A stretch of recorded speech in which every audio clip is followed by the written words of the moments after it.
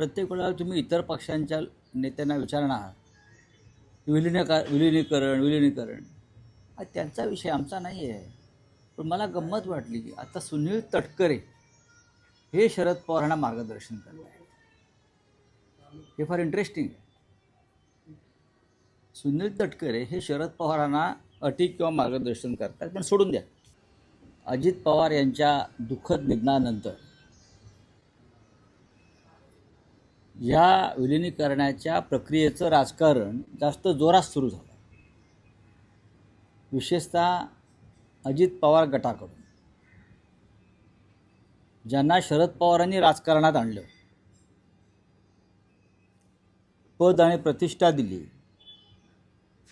ताकद दिली,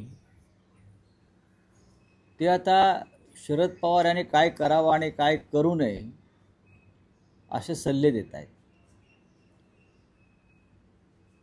पण हा त्यांचा सर्वस्वी प्रश्न आहेच. आता शरद पवार साहेब आणि अजित पवार गटाच्या नवीन नेत्यांमध्ये काय चर्चा होणार किंवा झाली याच्याविषयी आम्हाला काही घेणं देणं नाही आहे.